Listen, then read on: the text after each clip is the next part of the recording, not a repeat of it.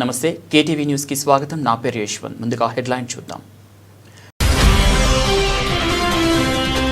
TRF ను ఉగ్ర సంస్థగా ప్రకటించిన అమెరికా, ఎలాంటి అభ్యంతరం లేదన్న పాక్.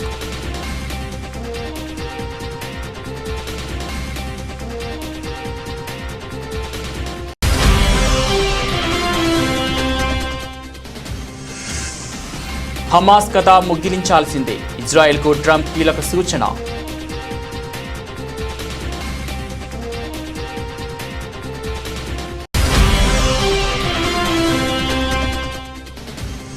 ప్రధాని మోదీకి అరుదైన గౌరవం, అత్యంత విశ్వసనీయ నేతగా గుర్తింపు.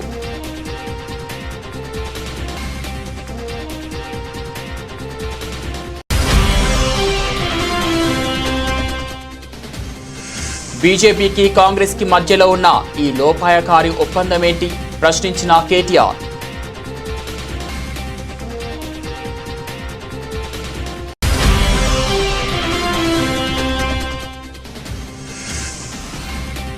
రేవంత్ రెడ్డి తెలంగాణ ద్రోహిగా చరిత్రలో మిగిలిపోతారు, మండిపడ్డ హరీష్ రావు.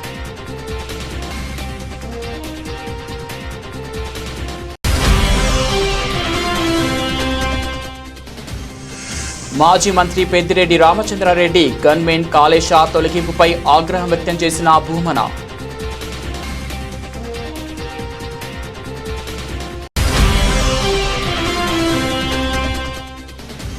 కోవూరు మాజీ ఎమ్మెల్యే నల్లపురెడ్డి ప్రసన్నకుమార్ రెడ్డిని 3 గంటల పాటు విచారించిన పోలీసులు.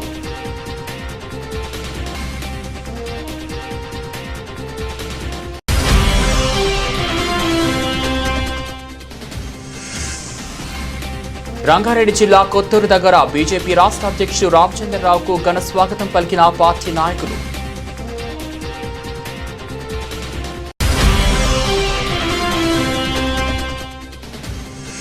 నలభై 42% రిజర్వేషన్లలో ముస్లింలకు 10% ఇచ్చి కాంగ్రెస్ ప్రభుత్వం తీవ్ర అన్యాయం, మండిపడ్డ కిషన్ రెడ్డి.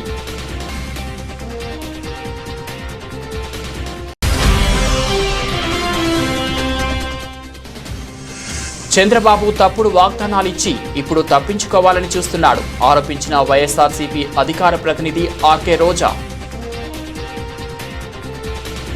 పహల్గాం ఉగ్రదాడికి పాల్పడిన పాకిస్తాన్ కేంద్రంగా పనిచేసే నిషేధిత ఉగ్ర సంస్థ లష్కరే తోయిబా అనుబంధ సంస్థ అయిన ది రెసిస్టెన్స్ ఫ్రంట్ను అగ్రరాజ్యం అమెరికా ఉగ్ర సంస్థగా ప్రకటించిన విషయం తెలిసిందే. అయితే అమెరికా నిర్ణయంపై పాక్ తాజాగా స్పందించింది. టీఆర్ఎఫ్ను ఉగ్ర సంస్థగా ప్రకటించడంపై తమకు ఎలాంటి అభ్యంతరం లేదని తెలిపింది. ఈ మేరకు పాక్ విదేశాంగ మంత్రి ఇషాక్ దార్ వెల్లడించారు. అమెరికా విదేశాంగ మంత్రి మార్కో రూబియోతో ఇషాక్ దార్ భేటీ అయ్యారు. ఈ సందర్భంగా నిర్వహించిన కార్యక్రమంలో పాక్ మంత్రి మాట్లాడుతూ టీఆర్ఎఫ్ను ఉగ్ర సంస్థగా ప్రకటించే సార్వభౌమాధికారం అమెరికాకు ఉంది. యుఎస్ నిర్ణయంతో మాకు ఎలాంటి సమస్య లేదు. వారి ప్రమేయం ఉందని ఆధారాలుంటే అలా చేయొచ్చు, మేమే స్వాగతిస్తామని వాషింగ్టన్ డీసీలో జరిగిన ఓ కార్యక్రమంలో ఇషాక్ దార్ పేర్కొన్నారు. అయితే టీఆర్ఎఫ్కు లష్కరే తోయిబాకు ముడిపెట్టడం మాత్రం తప్పని స్పష్టం చేశారు. ఆ సంస్థను తాము కొన్ని సంవత్సరాల క్రితమే కూల్చేశామన్నారు. ఈ ఏడాది ఏప్రిల్ 22న జమ్మూ కాశ్మీర్లోని పహల్గాంలో ఉగ్రదాడులు నరమేధం సృష్టించిన విషయం తెలిసిందే. బైషరాన్ వ్యాలీలో పర్యాటకుల లక్ష్యంగా విచక్షణారహితంగా కాల్పులు జరిపారు. ఈ ఘటనలో 26 మంది అమాయకులు ప్రాణాలు కోల్పోయారు. ఈ ఘటన దేశం మొత్తాన్ని తీవ్ర దిగ్భ్రాంతికి గురి చేసింది. ఈ మారణ హోమానికి తామే బాధ్యులమని ది రెసిస్టెంట్ ఫ్రంట్ ప్రకటించుకున్న విషయం తెలిసిందే. ఈ దాడి తర్వాత టీఆర్ఎఫ్ను అంతర్జాతీయ ఉగ్రవాద సంస్థగా ప్రకటించింది. ఆన్లైన్ ద్వారా యువతను టీఆర్ఎఫ్ రిక్రూట్ చేసుకుంటున్నట్లు భారత ప్రభుత్వం ఆరోపించింది. పాక్ నుంచి ఆయుధాలు, నార్కోటిక్స్ సరఫరా కోసం ఆ యువతను వాడుకుంటున్నారు. ఉగ్రవాద సంస్థల వైపు జమ్మూ కాశ్మీర్ ప్రజల్ని ఆకర్షించేందుకు సోషల్ మీడియా వేదికగా టీఆర్ఎఫ్ సైకాలజికల్ ఆపరేషన్స్ చేపడుతున్నట్లు ఆరోపణలు ఉన్నాయి. కాశ్మీర్ లోయలో టీఆర్ఎఫ్ వరుస ఊచకోతలకు పాల్పడుతుండటంతో 2023 జనవరిలో ఉగ్ర సంస్థను కేంద్రం నిషేధించింది.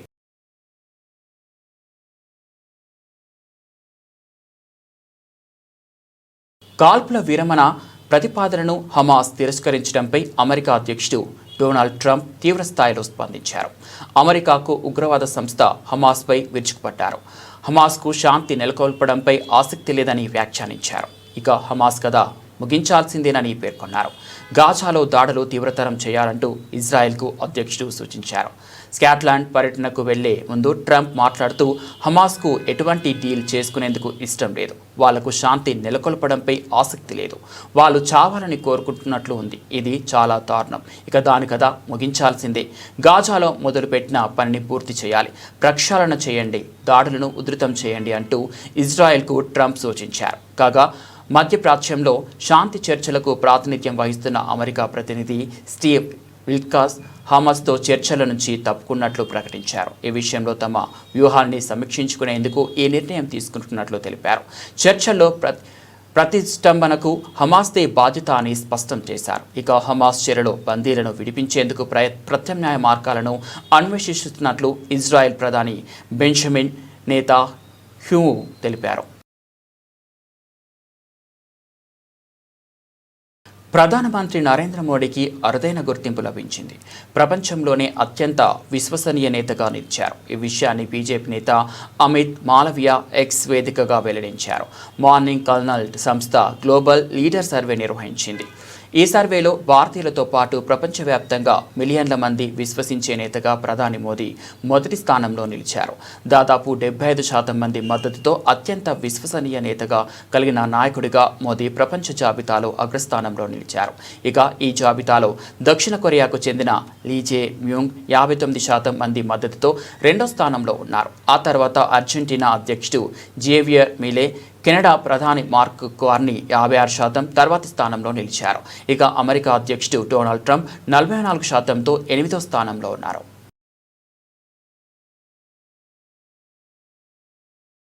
హెచ్సియు కంచె గచ్చిబౌలి భూముల కుంభకోణంలో బీజేపీ ఎంపీ హస్తం ఉందని నేను ముందే చెప్పిన. ఫ్యూచర్ సిటీకి రోడ్డు వేసేందుకు బీజేపీ ఎంపీ సీఎం రమేష్కు కాంగ్రెస్ ముఖ్యమంత్రి 1600 కోట్ల కాంట్రాక్ట్ ఇచ్చిండు. ఇది అక్రమ సంబంధం కాదా? బీజేపీకి కాంగ్రెస్కి మధ్యలో ఉన్న ఈ లోపాయకారి ఒప్పందం ఏంటని కేటీఆర్ ప్రశ్నించారు. ఈ మొత్తం భూముల అమ్మకము, ఈ మొత్తం భూములు గిరివి పెట్టి 10,000 కోట్లు ఏదైతే దొంగతనంగా తెచ్చిండ్రో, అలా 2 చెరువులు ఉంటే చెరువులను కూడా తాకట్టు పెట్టి తెచ్చిండ్రో, ఈ లుచ్చా పని వెనకాల ఉన్నాడు ఒక బీజేపీ ఎంపీ అని చెప్పిన. పేరు చెప్పురు సార్ అని మొత్తం ప్రెస్ వాళ్ళు అడిగారు. నేను పేరు చెప్పా, వాడు దొంగ, ఇప్పుడు దొంగతనం సగంలో ఉన్నాడు, దొంగతనం అయినాక మీకు చెప్తా అని చెప్పిన. దొంగ నిన్న బయటపడ్డాడు.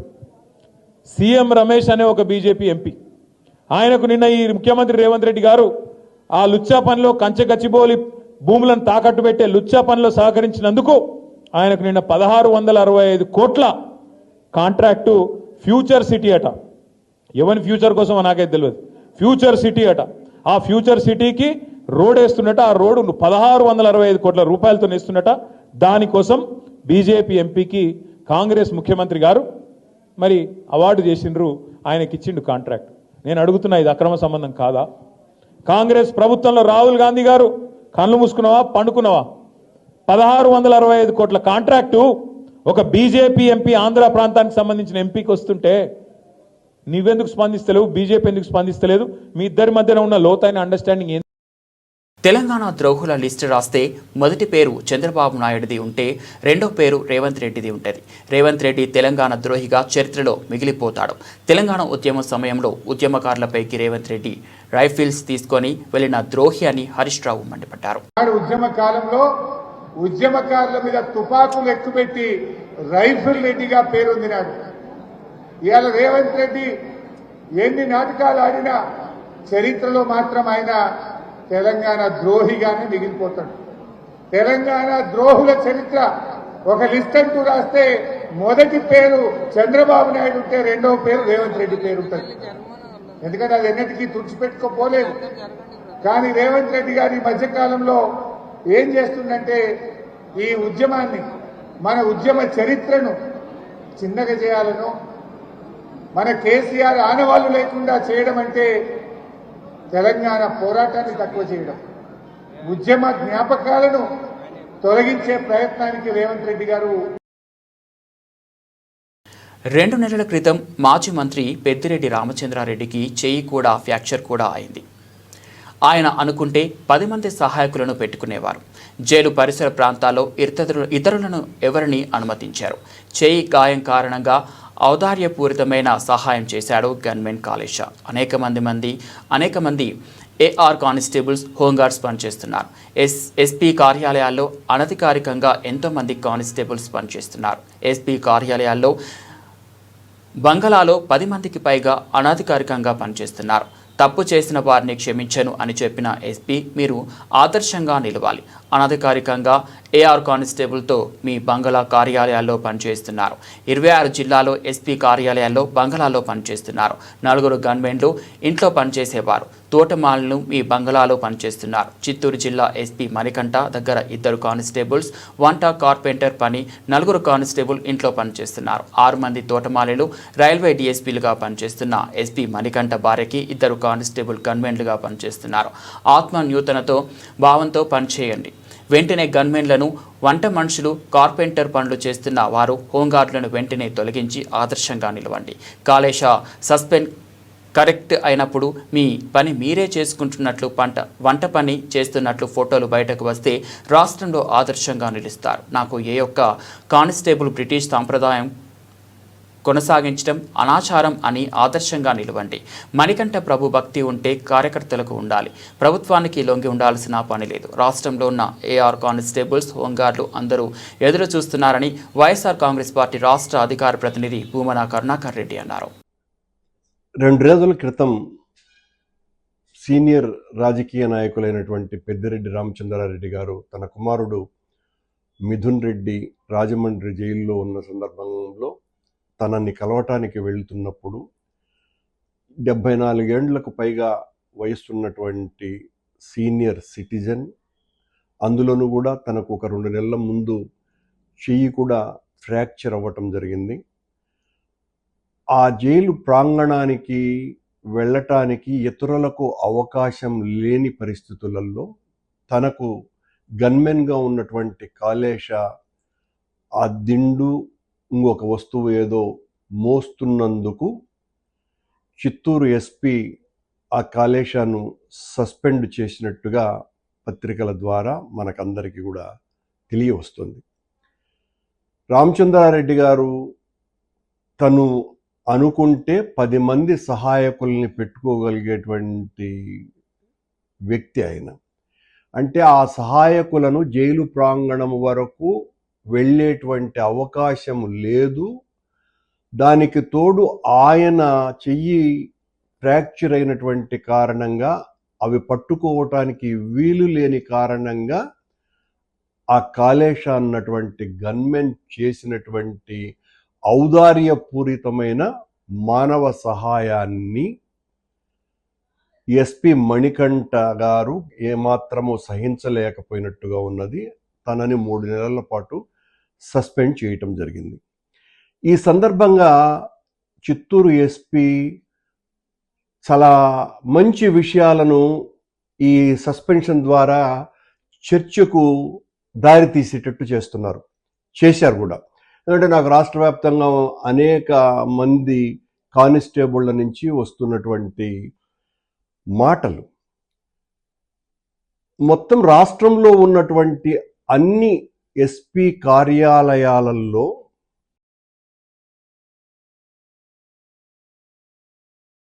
రాజకీయాల్లో విమర్శలు, ప్రతి విమర్శలు సహజం. ఇలాంటి విషయాల్లో కేసులు పెడితే జైళ్లు, కోర్టులు సరిపోవు. ఈ కేసుకు సంబంధించి 40 ప్రశ్నలు అడిగారు. దానికి రాతపూర్వకంగా సమాధానం ఇచ్చాను. నా కమెంట్స్ని అపార్థం చేసుకున్నారు. నేను ఎక్కడా వ్యక్తిగతంగా మాట్లాడలేదు. స్టేజ్ మీద ఉన్న వారి మీద కూడా కేసులు పెట్టారు. నవ్వితే, చప్పట్లు కొడితే కేసులు పెట్టడం హాస్యాస్పదం. రెడ్ బుక్ రాజ్యాంగాన్ని తీసుకొచ్చి కేసులు పెడతామనేది మంచి సాంప్రదాయం అని నలపరెడ్డి ప్రసన్నకుమార్ రెడ్డి ఎద్దేవా చేశారు. ప్రజాస్వామ్యంలో, రాజకీయాలలో విమర్శలు, ప్రతి విమర్శలు ఉంటాయి. అది సహజం. కానీ వీటి మీద కేసులు పెట్టుకుంటూ పోతే కోర్టు హాలులు పట్టవు, జైళ్ళు పట్టవు. విమర్శలు, ప్రతి విమర్శలు అనేది సహజం. అది రొటీన్గా జరుగుతూ ఉంటుంది. ఈ మధ్యన జరిగిన సంఘటన అంతా కూడా మీకు తెలుసు. మేము రుక్మిణి కళ్యాణ మండపంలో సమావేశం ఏర్పాటు చేసుకోవడం, అక్కడ కొన్ని మాట్లాడడం జరిగిన విషయం మీ అందరికీ తెలుసు. అవి వాళ్ళు వ్యక్తిగతంగా అన్నట్లు వాళ్ళ మీద ఏదో మనం వ్యక్తిగతంగా ఆరోపణలు చేసినట్లుగా కేసు ఇవ్వడం జరిగింది. ఇది కోర్టులో ఉంది, ఇంతకన్నా నేను ఎక్కువ మాట్లాడకూడదు. కేసు కోర్టులో ఉంది కాబట్టి వాళ్ళు అడిగిన 40 ప్రశ్నలకి సమాధానాలు ఇచ్చాను రిటర్న్గా. సార్, మీరు చేసినటువంటి విమర్శ అనేది రాజకీయ విమర్శ కాదు, వ్యక్తిగత విమర్శ. అదేవిధంగా మహిళల మనోభావాలు దెబ్బతీసే విధంగా ఉన్నాయని చెప్పి ఇటు అదే వాళ్ళు ద్వంద్వ అర్థాలు తీసుకున్నారు, అపార్థం చేసుకున్నారు. మేమైతే ఆమె గురించి నేను మాట్లాడలేదు. మొట్టమొదటిగా బుచ్చిరెడ్డిపాళెంలో ప్రశాంతి రెడ్డి గారే పీజీలో నేను ఏదేదో చేశానని మాట్లాడారు. దానికి సంబంధించి నేను కూడా ఆమె ఏమైతే మాట్లాడిందో పిహెచ్డిలో మీరు పలాంది చేశారని చెప్పానే తప్ప వ్యక్తిగతంగా ప్రశాంత్ రెడ్డి గారి గురించి మాత్రం నేను మాట్లాడలేదు. మీరు అదే మాట కట్టుబడి ఉన్నానని చెప్పారు సార్. ఈరోజు అదే మాటకు కట్టుబడి ఉన్నాను అని అంటే ఆమె పీజీలో నేను ఏదేదో చేశానని చెప్పింది. ఆ డయాస్ మీద పిహెచ్డిలో మీరు పలాంది చేశారని చెప్పినారు. దానికి కట్టుబడి ఉన్నాను. కోర్టులో ఉంది, ఇంతకన్నా మాట్లాడొద్దని చెప్పి అన్నారు లాయర్స్. ఇప్పటికే మరో మాజీ మంత్రి అనిల్ కుమార్ యాదవ్ గారికి కూడా నోటీసులు ఇచ్చారు. ఎంత దూరం పోతుందనుకుంటున్నారు?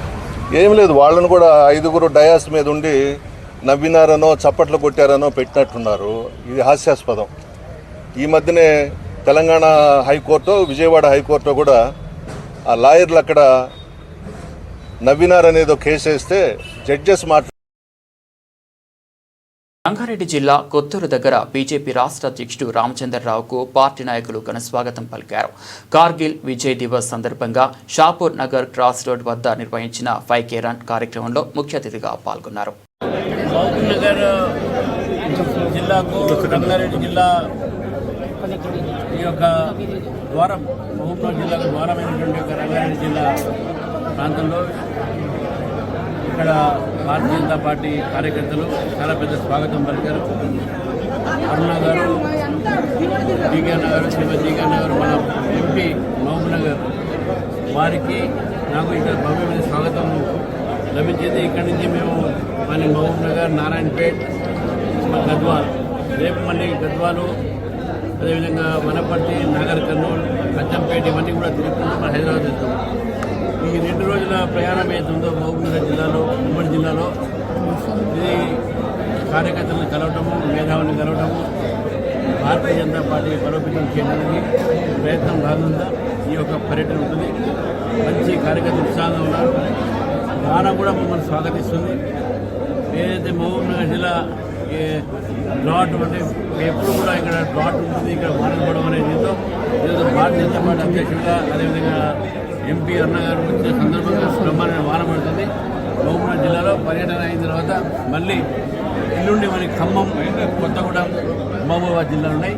ఈ యొక్క వారం 10 రోజుల్లో యావత్ రాష్ట్రాన్ని కూడా నేను పర్యటించి ముందు కార్యకర్తలు కలిసిన తర్వాత భావి ఒక ఏదైతే కార్యక్రమాలు ఉన్నాయో దాన్ని బీసీలకు రాజకీయ ప్రయోజనాలు దక్కకుండా స్థానిక సంస్థల ఎన్నికల్లో వారికి కేటాయించిన 42% రిజర్వేషన్లలో ముస్లింలకు 10% ఇచ్చి కాంగ్రెస్ ప్రభుత్వం తీవ్ర అన్యాయం చేస్తోంది. గతంలో రాజశేఖర్ రెడ్డి ప్రభుత్వం ముస్లింలకు 4% రిజర్వేషన్లు కేటాయించింది. ఇది రాజ్యాంగ విరుద్ధమని హైకోర్టు స్పష్టంగా తీర్పునిచ్చింది. ఆ రిజర్వేషన్లను ఇప్పుడు 10%కి పెంచి ముస్లింలకు పెద్ద ఎత్తున లబ్ధి చేకూరుస్తూ బీసీ వర్గాలకు అన్యాయం చేస్తుందని కిషన్ రెడ్డి మండిపడ్డారు. కాంగ్రెస్ పార్టీ అధికారంలోకి వస్తే 42% రిజర్వేషన్ అమలు చేస్తామని చెప్పి ఆ పార్టీ హామీ ఇచ్చింది. ఇచ్చినటువంటి హామీని అధికారంలోకి వచ్చి 2 సంవత్సరాలైనా ఇంతవరకు దాని విషయంలో ఒక స్పష్టమైనటువంటి అవగాహన ఆ పార్టీలో లేదు. ముఖ్యంగా హైదరాబాద్ హైకోర్టు చాలా స్పష్టంగా గతంలో కూడా రాజశేఖర రెడ్డి గారు ముఖ్యమంత్రిగా ఉన్నప్పుడు బీసీ ఈ పేరు మీద 4% ముస్లింలకు రిజర్వేషన్ కల్పించినప్పుడు ఆనాడు హైకోర్టు రాజ్యాంగ ధర్మాసనం చాలా స్పష్టంగా హైకోర్టు ఫుల్ బెంచ్ ఈ రకమైనటువంటి రిజర్వేషన్ రాజ్యాంగ వ్యతిరేకము కాబట్టి రిజర్వేషన్ చెల్లదని చెప్పి హైకోర్టు 2 సార్లు చాలా స్పష్టంగా తీర్పిచ్చింది. మళ్ళీ ఈరోజు అదే పద్ధతిలో ఆ 4% కూడా సుప్రీంకోర్టు నుంచి స్టే తెచ్చుకొని ఇంకా కొనసాగిస్తున్నారు.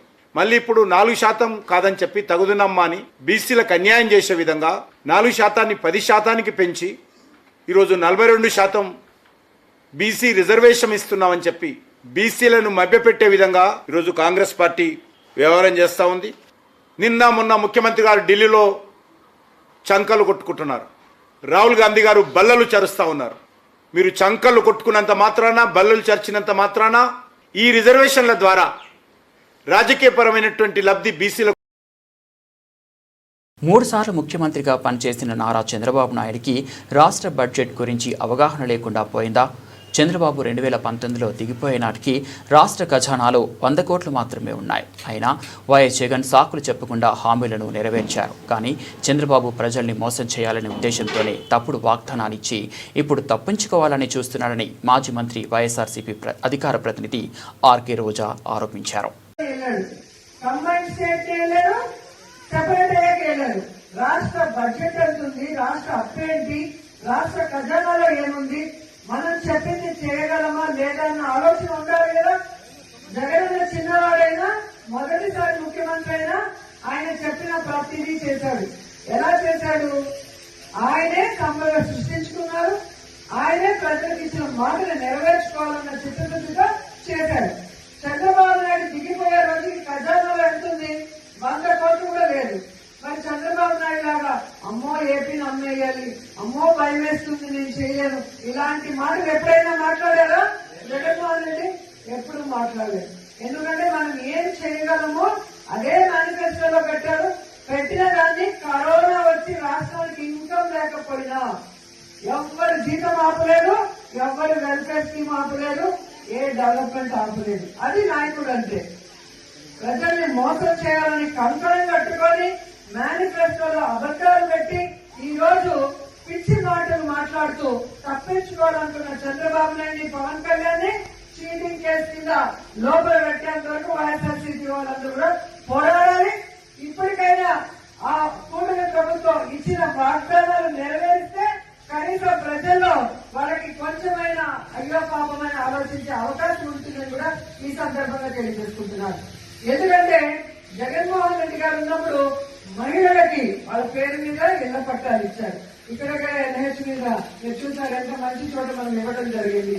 నేను మంత్రి అయిన మొదటి కేబినెట్ లో ఈ నిండులో ఆగిపోయిన ల్యాండ్ అన్ని కూడా ఏ విధంగా జగన్ గారు చెప్పి కేబినెట్ లో అప్రూవ్ చేసుకుని మనం ఇళ్ల పట్టాలు ఇవ్వడం జరిగింది. అది మీ మీద ఉన్న అభిమానం, నాకున్న అభిమానం, జగన్ ఉన్నకున్న అభిమానం. మనం కోరిన వెంటనే పేదవాళ్ళకి మనం ఇల్లు ఇవ్వాలి. ఈ సమస్య అనగానే అది ఎలా పరిష్కరించి జగనన్న చేశారో మీ అందరూ కూడా గమనించాలి. అలాగే ఇదే మండలంలో ఉన్నారు గతంలో ఉన్న ఎమ్మెల్యేలు కానీ. తిరుపతిలో మరోసారి చిరుతపులి సంచారం కలకలం రేపింది. అలిపిరి రోడ్లో వెళ్తున్న ఓ ద్విచక్ర వాహనంపై చిరుత దాడికి ప్రయత్నించింది. బైక్ వెనుక వస్తున్న కారు డ్యాష్ కెమెరాలో ఈ ఘటన రికార్డ్ అయింది. ఈ వీడియో ప్రస్తుతం సోషల్ మీడియాలో వైరల్గా మారింది. అలిపిరి చుట్టుపక్కల చిరుతపులుల సంచారం పెరిగిపోవడంతో తిరుమల తిరుపతి దేవస్థానం అధికారులు, ఫారెస్ట్ సిబ్బంది అప్రమత్తమయ్యారు. భక్తులు, ప్రయాణికుల రక్షణకు చర్యలు చేపట్టారు. గతంలో చిరుత సంచరించిన ప్రాంతాల్లో సిబ్బందితో గస్తీ నిర్వహిస్తున్నారు. Alipiri SV zoo park road సమీపంలో ఇటీవల చిరుతపులుల సంచారం ఎక్కువగా ఉందని స్థానికులు చెబుతున్నారు. దీంతో ఈ మార్గంలో అధికారులు గస్తీ పెంచారు. తాజాగా Alipiri SV zoo park road వద్ద ఓ చిరుత రోడ్డు పక్కనే నక్కి బైక్పై వెళుతున్న వారిపై దాడికి యత్నించింది. బైక్ వేగంగా వెళ్తుండటంతో వారు చిరుతకు చిక్కలేదు. చిరుత పట్టుతప్పి రోడ్డుపై పడిపోయింది. బైక్ వెనకాల ప్రయాణిస్తున్న కారు డ్యాష్ కెమెరాలో ఈ ఘటన మొత్తం రికార్డైంది. ఈ సంఘటనతో అప్రమత్తమైన టీటీడీ అధికారులు రాత్రిపూట ఘాట్ రోడ్డుపైకి ద్విచక్ర వాహనాలను అనుమతించడం లేదు. వెస్టిండీస్తో 3వ టీ20లో ఆస్ట్రేలియా బ్యాటర్ టీం డేవిడ్ వీరవిహారం చేశారు. కరేబియన్ బౌలర్లకు ఊచకోత కోశారు. కేవలం 37 బంతుల్లోనే శతకం బాదాడు. అతని తుఫాన్ ఇన్నింగ్స్లో 11 సిక్సర్లు, 6 ఫోర్లు నమోదు కావడం విశేషం. అలాగే డేవిడ్ కేవలం 16 బంతుల్లోనే హాఫ్ సెంచరీ నమోదు చేశారు. ఈ క్రమంలో ఆసీస్ తరఫున ఫాస్టెస్ట్ హాఫ్ సెంచరీ నమోదు చేసిన ఆటగాడిగా రికార్డుకెక్కారు. ఓవరాల్గా టీ20లో అత్యంత వేగవంతమైన శతకం ఈస్టోనియా ప్లేయర్ సాహిల్ చౌహాన్ పేరిట ఉంది. అతడు కేవలం 27 బంతుల్లోనే సెంచరీ చేశారు. ఇక విండీస్తో ఆసీస్ 3వ టీ20 మ్యాచ్ విషయానికి వస్తే ఆస్ట్రేలియా 6 వికెట్ల తేడాతో కరేబియన్ జట్టును చిత్తు చేసింది. మొదట బ్యాటింగ్ చేసిన విండీస్ నిర్ణీత 20 ఓవర్లలో 4 వికెట్లకు 214 పరుగుల భారీ స్కోర్ చేసింది. అయితే ఆ తర్వాత లక్ష్య ఛేదనకు దిగిన కంగారులు 4 వికెట్లు మాత్రమే కోల్పోయి కేవలం 16.1 ఓవర్లోనే టార్గెట్ను ఈజీగా చేసేశారు. ఈ గెలుపుతో ఆస్ట్రేలియా 5 టీ20ల సిరీస్ను ఇంకో 2 మ్యాచ్లు మిగిలి ఉండగానే 3-0తో కైవసం చేసుకుంది. ముగించే ముందు హెడ్లైన్స్ మరోసారి. టీఆర్ఎఫ్ను ఉగ్ర సంస్థగా ప్రకటించిన అమెరికా, ఎలాంటి అభ్యంతరం లేదన్న పాక్.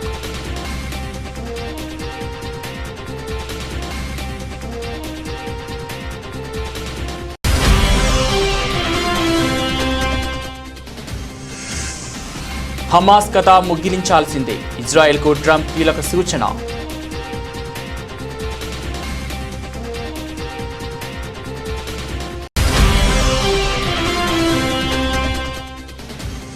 ప్రధాని మోదీకి అరుదైన గౌరవం, అత్యంత విశ్వసనీయ నేతగా గుర్తింపు.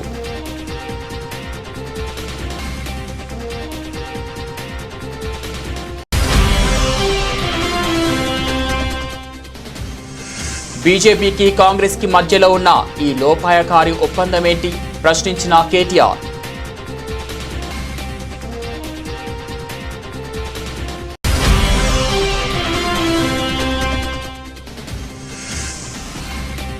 రేవంత్ రెడ్డి తెలంగాణ ద్రోహిగా చరిత్రలో మిగిలిపోతారు, మండిపడ్డ హరీష్ రావు.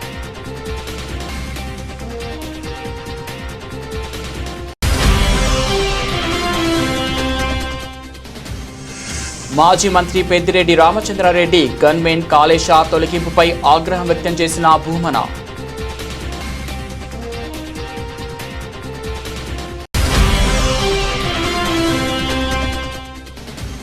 కోవూరు మాజీ ఎమ్మెల్యే నల్లపురెడ్డి ప్రసన్నకుమార్ రెడ్డిని 3 గంటల పాటు విచారించిన పోలీసులు.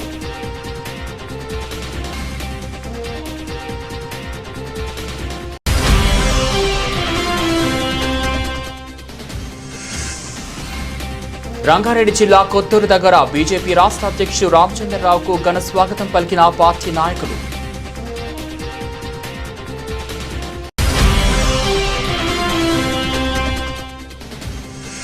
నలభై 42% రిజర్వేషన్లలో ముస్లింలకు 10% ఇచ్చి కాంగ్రెస్ ప్రభుత్వం తీవ్ర అన్యాయం, మండిపడ్డ కిషన్ రెడ్డి.